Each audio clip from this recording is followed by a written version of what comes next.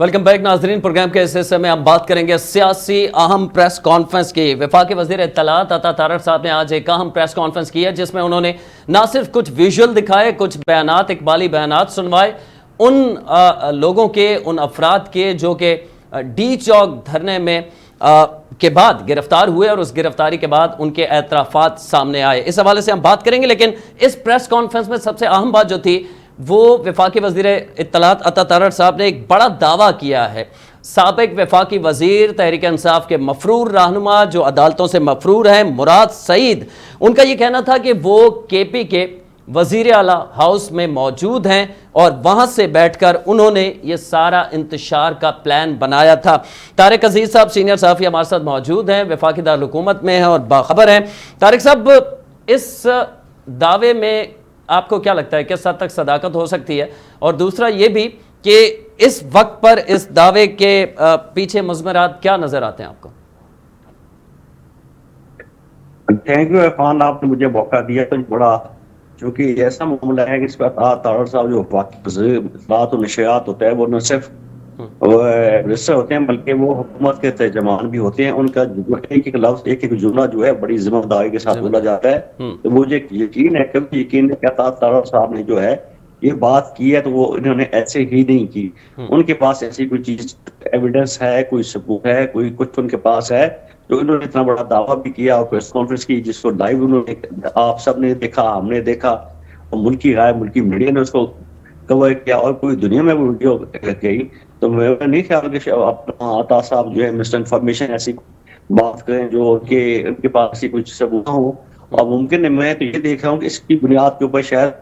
वो उन्होंने फिलहाल तो ये कहा कि अब मैं ऐसा नहीं देखता कि वफाक जो है जाके केपी के हाउस में, केपी के वहां पे कोई हमला करे। लेकिन ये इस मैं समझता हूँ ये पेश पैमा है मुस्तकबिल में कोई ऐसा हो सकता है। तो ये एक ग्राउंड है कि केपी के हाउस में जो है इस वक्त मुराद सईद मौजूद हैं, मुशर्रफ बेगम वहाँ पे मौजूद हैं। अब मुशर्रफ के खिलाफ भी नए मुकदमा दर्ज हो चुकी हैं, उनके भी रिकॉर्ड रजिस्टर्ड हो गए हैं, उनकी गिरफ्तारी भी जो है मेकर वर्ल्ड गिरफ्तारी चल चुकी है। तो मुस्तकबिल करीब में मुमकिन तौर पर हो सकता है कि केपी के हाउस या केपी के जो है स्टेट में कोई छापा पड़ सकता है या वहाँ पे कोई वफाक की तरफ की जा सकती है। तो यकीनी तौर पे ये जो सूरत हाल है, ये पीटीआई जो है वो वफाकी हुकूमत नहीं चाहती। अब कल देखिए ख्वाजा आसिफ साहब ने बयान किया, डिफेंस मिनिस्टर, उन्होंने कहा कि कोई गवर्नर आज लगाने की कोई तजवीज़ नहीं है। तो इसका मतलब ये है कि उन्होंने अभी भी मौका दिया है कि हम वफाक जो है गवर्नर आज वहाँ पे के बनाना चाहता, आए बैठे डायलॉग करें तो आप कौमी सियासत में हैं, अपनी गलतियों की माफी मांगे, आगे चलें। तो मेरे ख्याल में उनका ये बड़ा वाज़ेह बयान था कि और ये उनको मौका है कि वो अपनी अना से, अपने एक जायज नजायज मुतालबा से निकल के बाहर आ जाएं और मुल्क और कौम के लिए हुकूमत के साथ बैठे मुज़ाकरात करें, टेबल टॉक करें और उसके बाद आगे रास्ता उनके लिए बन सकता है और मुल्क के लिए अच्छा हो, कौम के लिए अच्छा हो। जी अच्छा तारिक अजीज साहब, मुराद सईद साहब, अगर आप कह रहे हैं कि ग्राउंड बना दिया गया है और उनकी गिरफ्तारी मुमकिन हो सकती है मुस्तकबिल में, अगर होती है, क्योंकि फैसल वाडा साहब जो हैं वो भी मुख्तलिफ टीवी चैनल्स पर दावे करते रहे कि अगर उनकी गिरफ्तारी हो जाए, मुराद सईद का वो तरफ इशारा करते रहें, तो सहाफ़ी अरशद शरीफ शहीद जो हैं वो सारा मामला भी हल हो सकता है और मज़ीद बानी पीटीआई के लिए कितनी मुश्किलात हो सकती हैं, इस तरफ भी वो इशारा करते रहें। तो इतनी उनकी गिरफ्तारी की अहमियत के हवाले से थोड़ा आपसे जानना चाहेंगे, अगर होती है गिरफ्तारी तो हालात मज़ीद संगीन होंगे, पीटीआई के लिए मज़ीद मुश्किलें बढ़ जाएंगी? आज बिल्कुल आपने ठीक ये पॉइंट आउट किया और फैसला साहब भी ठीक है कि मुराद सईद की गिरफ्तारी बड़ी मामूली होगी, कोई मामूली नहीं होगी, क्योंकि वो के ऊपर एक इल्जाम तो है, बड़ी हद तक है और उसका टैक्स कितने हैं कि जो अरशद शरीफ हमारे दोस्त जर्नलिस्ट थे, हमारे सीनियर जर्नलिस्ट थे, उनको किसने यहाँ से सांप वहां से भगाया, किसके साथ गया, आगे टिकट का भी इंतजाम उन्होंने किया और वहां से दुबई से अफ्रीका जो कुछ हुआ आपके सामने है। तो जो क्वेश्चन आपने पूछा है कि उसके उनके मुराद सईद की अरेस्ट होने के बाद उसके क्या अर्थ पड़ सकते हैं, ये लिंक्स पड़ सकते हैं, यकीनी तौर पर बड़ा अहम फैसला होगा, अहम एक गिरफ्तारी होगी जिससे खान की और पीटीआई की मुश्किलात बढ़ेंगी, कोई आसानी पैदा नहीं होगी। खुद मुराद सईद साहब जो है वो जब गिरफ्तार होंगे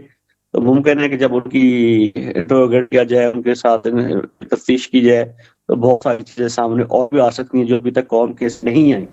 तो वो उनकी गिरफ्तारी बड़ी अहमियत रखती है। और वो चूंकि इमरान खान जो बानी पार्टी चेयरमैन है उनके बड़े नजदीक थे, बड़ा बाएतमाद थे, और उनको जो भाषण रहा है पार्टी चेयरमैन का, तो उनकी गिरफ्तारी जो है ज़ाहिर है वो इतनी अरसे बाद वो मिलेंगे और पकड़े जाएंगे, तो उनके पास 9 मई का भी होगा। उस 9 मई के बाद अभी अल्ताफ साहब ने जो कहा कि आज के वाकई में भी, अभी 24 नवंबर के वाकई में भी वो आए हुए हैं, उनके ऊपर तो एक लंबी बड़ी चार्जशीट भी है, और उनकी इतनी जहाँ छुपे वो भी हिसाब देना होगा। तो यकीनी तौर पर पीटीआई के लिए मुश्किलात भी बढ़ेंगी, उनके लिए बढ़ेंगी, और जो है पार्टी के लिए भी होंगी, और खान साहब के लिए खुद भी। और अरशद शरीफ केस के सिलसिले में कुछ भी सामने आ सकती है उनकी गिरफ्तारी के बाद। तारिक अजीज साहब, पीटीआई ने इस धरने की नाकामी के बाद क्या सीखा, और क्या तहरीक इंसाफ में जो उन्हें नुकसान हुआ है इस सारी नाकामी के बाद, पॉलिटिकली भी और इस हवाले से, तो उसके बाद ये खबर सामने आई है, आज जंग अखबार में भी ये खबर मौजूद है, गो के ज़राए से है, कि तहरीक इंसाफ की अहम मीटिंग हुई है, उसमें फैसला हुआ कि अब सियासी जमातों से बात करने की ज़रूरत है। तो बहुत पहले जो स्टेप ले लेना चाहिए था, बाज़ाहिर लगता है तहरीक इंसाफ को, अब उस तरफ आ रहे हैं, और अगर आ रहे हैं तो आप समझते हैं कि ये वक्त अब कुछ बाकी रह गया है, ये मुनासिब होगा, या बहुत देर कर दी मेहरबान आते आते? मेरा ख्याल है आपने ये बात ठीक है कि बहुत देर कर दी बातें आते थे, शायद अब वो इसलिए भी इधर अब जो सियासत दोनों से बातचीत का उन्होंने सिलसिला ये इंडिया दिया है, ये कोई इंडिकेटर है, क्योंकि वो तो सियासतदानों से बात नहीं करना चाहते थे, हाथ भी नहीं मिलाना चाहते थे, उन्होंने सब शो कैप्टन, तो वो तो पिंडी से बात करना चाहते थे। और पिंडी में जब भी उन्होंने रब्ता किया तो उन्होंने आगे से एक ही जवाब होता था कि आप एक सियासी जमात हैं या सियासी इशू से है तो आप हुकूमत से बात करें। अपोजिशन हमेशा हुकूमत से मिल बैठती है, तो वह क्या काम है? तो मेरे ख्याल अब इनकी में कोई ऐसी सोच पाई जाती है, ऐसा कुछ सोचा गया है, ऐसी कोई मुशावरत हुई है, उसमें भी एक धड़ा जो होगा अल्टीमेटली इस बात का मुखालिफ भी होगा कि हमें बात नहीं करनी चाहिए, कुछ लोगों को होगा करनी चाहिए। लेकिन मेरा ख्याल है कि वहां से ना आने के बाद बिग नो हुआ है, उसके बाद उन्होंने कहा जी हम सियासी जमातों से बात करते हैं। अब सियासी जमातों से मैं तो नहीं समझता कि हुकूमत, अभी तो प्राइम मिनिस्टर शहबाज साहब ने 2 दिन बयान दिया है, तो उनके बयान से ऐसा कुछ नहीं लगता कि वो पीटीआई के साथ मुज़ाकरात करें या उनके साथ बैठे, क्योंकि उन्होंने बहुत लेट करके शायद मेरा ख्याल है कि अब वो चैप्टर क्लोज हो चुका है, अब इनसे शायद बातचीत नहीं की जाएगी। आप पीपल्स पार्टी कर सकते हैं, मौलाना कर सकते हैं, बाकी पार्टियां कर सकती हैं। मेरा नहीं ख्याल प्राइम मिनिस्टर जो है वो इस बात पे उनके साथ बैठे हैं और बात है, क्योंकि प्राइम मिनिस्टर ने तो डे फर्स्ट भी कहा था, जिस दिन ओथ उन्होंने दिया था एज ए प्राइम मिनिस्टर का, तो उन्होंने पहले दिन कहा था जी इलेक्शन हो गया, जैसा हो गया बैठ गए, इलेक्शन एक मुंतखब हुकूमत बैठी है, आए बैठे बात करें, चार्टर इकोनॉमी भी बैठते हैं। तो पीटीआई की तरफ नहीं जी हम नहीं बैठते, चोर हैं, डाकू हैं, ये है। और फलस्तीन के इशू के ऊपर जो फलस्तीन का तो एक ना पीएमएल का था, ना कोई पीपल्स पार्टी का, ना क्या उसमें भी नहीं बैठी तहरीक इंसाफ। पाकिस्तान से भी अब है कि वो उम्मा का मसला था, तो ये फलस्तीन की पीसी में भी नहीं है, उसमें चला जाना चाहिए था। इनमें फिर मैं पहले भी कह चुका, इनमें संजीदा लोग मौजूद हैं, पीटीआई के अंदर संजीदा लोग मौजूद हैं जो कौमी सियासत करना जानते हैं। अच्छा, उनको पता है कि खान तो ऑलमोस्ट पेनिस है, तो बाकी हमें पार्टी के मामला चलाने चाहिए। तो वो उसकी मैंने पहले आपको शायद बताया होगा, जो पार्लिमानी कमेटी बनी थी, खसूसी कमेटी पार्लिमानी छब्बीसवीं तरमीम के ऊपर, तो उसमें पीटीआई बैठी थी, तो वो मीटिंग्स में आते भी थे, हाजिर भी लगाते थे, और उन्होंने अपनी तजावीज भी थी।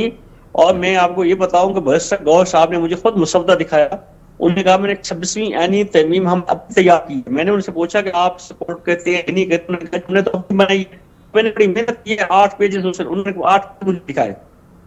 अब मैं पढ़े नहीं है, लेकिन ऐसे में उनके हाथ में फाइल थी, तो मुझे दिखाया कि ये मैंने की हुई है। तो वो एक तबका जो पढ़ा लिखा है, समझदार है, जो पॉजिटिव रोल अदा करना चाहता है, तो उनका यही था कि जब तक हम बैठेंगे तो हम अपनी भी जो अमेंडमेंट लेके आएंगे, हुकूमत अपनी लेके आएगी, मौलाना अपनी लेके आएंगे, तो उसको सब जब अमेंडमेंट 4-5 सामने रखेंगे तो उसमें से अच्छा एक ड्राफ्ट बन सकता है। लेकिन उसी दिन वो बैरिस्टर गौहर साहब ने मुझे कहा कि आज मैंने अडियाला जेल जान, तो वहां जाके मैंने खान साहब को ये दिखाना है मुसवदा, उसके बाद हम इंशाल्लाह पेश कर देंगे। उसके बाद जो वहां बैरिस्टर गौहर साहब के साथ हुआ, तो वो किस्सा जुबान ज़द है कि उन्होंने इनको डांट दिया, और खान साहब ने कहा कि आप ये मुंह उठा के आ गए, सफदर क्या आ गए, ये तो हुकूमत के साथ हम बैठ गए। अच्छा तारिक अजीज साहब, कता कलाम की बात है, जैसे कि आप कह रहे हैं कि हुकूमत बाजार संजीदा नहीं लगती, पीपल्स पार्टी हो सकता है मुज़ाकरात कर ले, जेयूआई माजी में तहरीक इंसाफ से मिलते रहे हैं, मुज़ाकरात की कोशिश होती रही है, लेकिन कोई नतीजा नहीं निकल पाया। हुकूमत नहीं करेगी। दूसरी जानिब अगर मरकज़ी क़यादत, जिस तरह खबर ये है कि वो संजीदा हैं, आप भी बता रहे हैं बहुत सारे तहरीक इंसाफ के लोग ऐसे हैं जो बात करना चाहते हैं मुस्लिम लीग नून की हुकूमत से, तो क्या बानी पीटीआई इस चीज़ की उन्हें इजाज़त दे देंगे मुज़ाकरात की? और अगर नहीं देंगे वो इजाज़त, तो मरकज़ी क़यादत इतनी बाइख्तियार है कि वो खुद से ये फैसला कर सके? मेरा ख्याल है कि खान साहब को ये समझ आ जाना चाहिए कि अब मुज़ाकरात करने दिया जाए, लेकिन मुझे लगता नहीं है जिस तरह से खान साहब का ट्रैक रिकॉर्ड भी है, उनकी अपनी जिद भी है, उनकी अपनी अना भी है, वो इनको इजाजत नहीं देंगे कि आप जो है हुकूमत के साथ बैठ के बात करें। वो किस्मत मेरा बयानी वक़्त कमजोर हो जाता है, और यकीनी तौर पर वो इजाजत नहीं देंगे तो कोई ऐसा रहनुमा नहीं है कि उनकी इजाजत बगैर आके मुज़ाकरात करे। तो मैं तो ये कहूँ कि हाँ ये हो सकता है, और ये होगा इंशाअल्लाह। मुझे तो लगता है कि नविश्ता दीवार नजर आता है, पीटीए के अंदर एक नजरियाती ग्रुप बन जाएगा, तो वो बात करेंगे जिनसे खान की पॉलिसियों से या इनसे जो नाला होंगे, तो वो अपने अलग फॉर्मूला बना समझने नजरियाती ग्रुप बन गए, तो वो लोग हुकूमत के साथ बैठेंगे भी, बात भी करेंगे, डायलॉग भी होगा। तो जो खान साहब सोच है या खान साहब की जो उनकी टीम है, उनमें से मुझे नहीं लगा ऐसी कोई सोच पाई जाती हो कि वो हुकूमत के साथ बैठे, हुकूमत के साथ बैठें और मुज़ाकरात करें। बहुत शुक्रिया। सीनियर सहाफ़ी तारिक अज़ीज़ साहब हमारे साथ मौजूद थे, और तहरीक इंसाफ की जानिब से जो फैसला सामने आया इस राय के मुताबिक कि वो सियासी जमातों से बात करने का इरादा रखते हैं, उस हवाले से हमें बता रहे थे कि बात हो पाती है, नहीं हो पाती, कुछ भी कहना कब्ल वक्त इसलिए होगा कि बानी पीटीआई की मर्ज़ी के बगैर जो है मरकज़ी क़यादत ये फैसला नहीं कर पाएगी। दूसरी जानिब नवाज शरीफ साहब या इस वक्त वज़ीर आज़म शहबाज शरीफ साहब, उनकी जानिब से भी ये अंदिया नहीं दिया जा रहा या इस किस्म के इशारे नहीं मिल रहे कि वो तहरीक इंसाफ से अब बात करना चाहते हैं। अगले प्रोग्राम तक के लिए इरफान हैदर को इजाज़त दीजिए। अल्लाह ने के बाद।